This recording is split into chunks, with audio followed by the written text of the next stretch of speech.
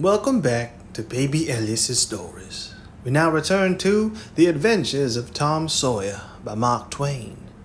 Chapter 23.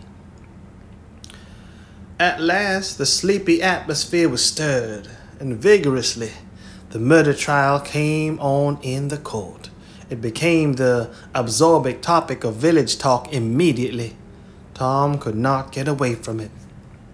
Every reference to the murder set a shudder to his heart, for his troubled conscience and fears almost persuaded him that these remarks were put forth in his hearing as feelers. He did not see how he could be suspected of knowing anything about the murder, but still he could not be comfortable in the midst of this gossip. It kept him in a cold shiver all the time. He took Huck to a lonely place to have a talk with him. It would be some relief to unseal his tongue for a little while, to divide his burden of distress with another sufferer. Moreover, he wanted to assure himself that Huck had remained discreet. "Huck, have you told anybody about that?" "About what?" "You know what." "Of course I haven't." "Never a word?" "Never a solitary word, so help me." "What makes you ask?" "Well, I was afeard." "Why, Tom Sawyer, we wouldn't be alive 2 days if that got found out. You know that." Tom felt more comfortable after a pause. "Huck, they couldn't anybody get you to tell, could they?" "Get me to tell? Why, if I wanted that half-breed devil drown me, they could get me to tell. There ain't no different way." "Well, that's all right then. I reckon we're safe as long as we keep mum. But let's swear again anyway. It's more surer." "I'm agreed." So they swore again with dread solemnities. "What is the talk around, Huck? I've heard a power of it." "Talk? Well, it's just Muff Potter. Muff Potter all the time. It keeps me in a sweat constant, so I want to hide summers." "That's just the same way they go on round me. I reckon he's a goner. Don't you feel sorry for him sometimes?" Most always. He ain't no account, but then he ain't ever done anything to hurt anybody. Just fishes a little, to get money, to get drunk on, and loafs around considerable. But Lord, we all do that. Leastways, most of us, preachers and such like. But he's kind of good, and he give me half a fish once, when there weren't enough for two, and lots of times he's kind of stood by me when I was out of luck. Well, he's mended kites for me, Huck, and knitted hooks out onto my line. I wish we could get him out of there." "My, we couldn't get him out, Tom. And besides, 'twouldn't do any good. They'd catch him again." "Yes, so they would, but I hate to hear him abuse him so like the Dickens when he ever done that." "I do too, Tom. Lord, I hear him say he's the bloodiest looking villain in the country, and they wonder he wasn't ever hung before." "Yes, they talk like that all the time. I heard him say that if he was to get free, they'd lynch him. And they'd do it too." The boys had a long talk, but it brought them little comfort. As the twilight drew on, they found themselves hanging about the neighborhood of the little isolated jail, perhaps with an undefined hope that something would happen that might clear away the difficulties. But nothing happened. There seemed to be no angels or fairies interested in this luckless captive. The boys did as they had often done before, went to the cell grating and gave Potter some tobacco and matches. He was on the ground floor, and there were no guards. His gratitude for the gifts had always smote their consciences.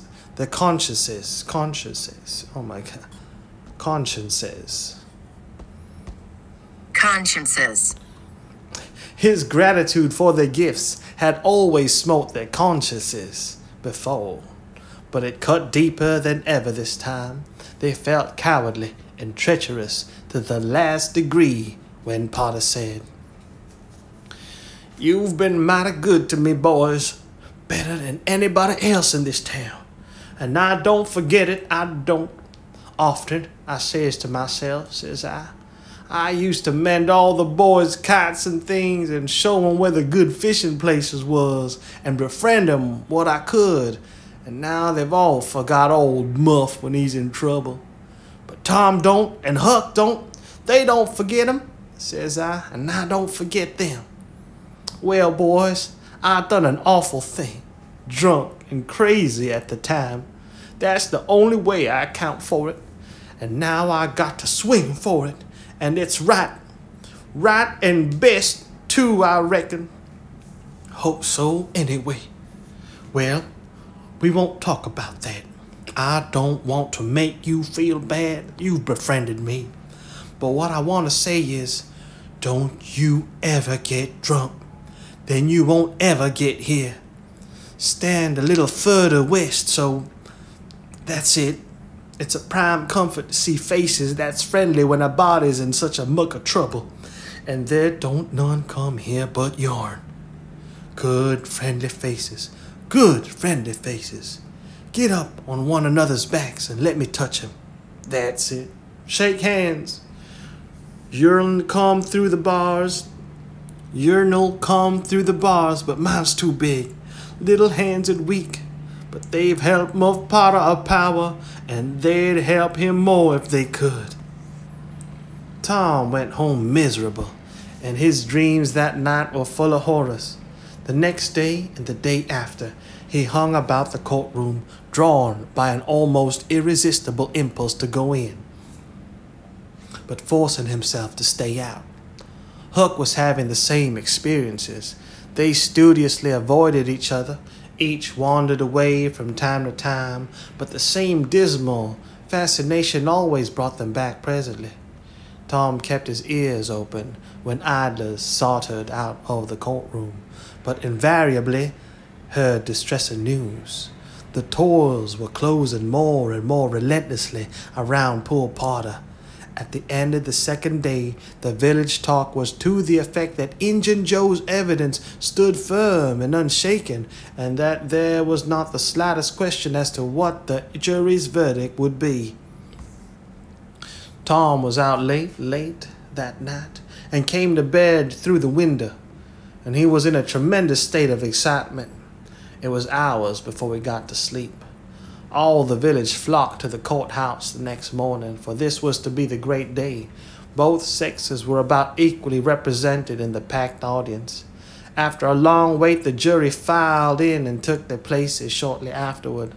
Potter, pale and haggard, timid and hopeless, was brought in, with chains upon him, and seated where all the curious eyes could stare at him.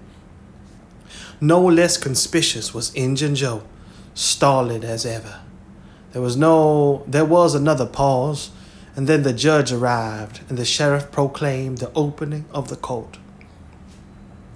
The usual whimperings among the lawyers and gathering together of papers followed. These details and accompanying delays worked up an atmosphere of preparation that was as impressive as it was fascinating. Now a witness was called who testified that he found Muff Potter washing in the brook at an early hour of the morning that the murderer was discovered, and that he immediately sneaked away. After some further questioning, counsel for the prosecution said, "Take the witness." The prisoner raised his eyes for a moment, but dropped them again when his own counsel said, "I have no questions to ask him." The next witness proved the finding of the knife near the corpse. Counsel for the prosecution said, "Take the witness." "I have no questions to ask him," Potter's lawyer replied. A third witness swore he had often seen the knife in Potter's possession. "Take the witness." Counsel for Potter declined to question him. The faces of the audience began to betray annoyance. Did this attorney mean to throw away his client's life without an effort? Several witnesses deposed concerning Potter's guilty behavior when brought to the scene of the murder. They were allowed to leave the stand without being cross-questioned. Every detail of the damaging circumstances that occurred in the graveyard upon that morning, which all present remembered so well, was brought out by credible witnesses, but none of them were cross-examined by Potter's lawyer. The perplexity and dissatisfaction of the house expressed itself in murmurs and provoked a reproof from the bench. Counsel for the prosecution now said, "By the oaths of citizens whose simple word is above suspicion, we have fastened this awful crime, beyond all possibility of question, upon the unhappy prisoner at the bar. We rest our case here." A groan escaped from poor Potter, and he put his face in his hands and rocked his body softly to and fro, while a painful silence reigned in the courtroom. Many men were moved, and many women's compassion testified itself in tears. Counsel for the defense rose and said, "Your Honor, in our remarks at the opening of this trial, we foreshadowed our purpose to prove that our client did this fearful deed while under the influence of a blind and irresponsible delirium produced by drink. We have changed our mind. We shall not offer that plea." Then to the clerk, "Call Thomas Sawyer." A puzzled amazement awoke in every face in the house, not even excepting Potter's. Every eye fastened itself with wondering interest upon Tom as he rose and took his place upon the stand. The boy looked wild enough, for he was badly scared. The oath was administered. "Thomas Sawyer, where were you on the 17th of June, about the hour of midnight?" Tom glanced at Injun Joe's iron face, and his tongue failed him. The audience listened breathless, but the words refused to come. After a few moments, however, the boy got a little of his strength back and managed to put enough of it into his voice to make part of the house hear. "In the graveyard." "A little bit louder, please. Don't be afraid. You were in the graveyard." A contemptuous smile flitted across Injun Joe's face. "Were you anywhere near Horse Williams's grave?" "Yes, sir." "Speak up just a trifle louder. How near were you?" "Near as I am to you." "Were you hidden or not?" "I was hid." "Where?" "Behind the elms that's on the edge of the grave." Injun Joe gave a barely perceptible start. "Anyone with you?" "Yes, sir. I went there with—" Wait a moment. Never mind mentioning your companion's name. We will produce him at the proper time. Did you carry anything there with you?" Tom hesitated and looked confused. "Speak out, my boy. Don't be diffident. The truth is always respectable. What did you take there?" "Only a dead cat." There was a ripple of mirth, which the court checked. "We will produce the skeleton of that cat. Now, my boy, tell us everything that occurred.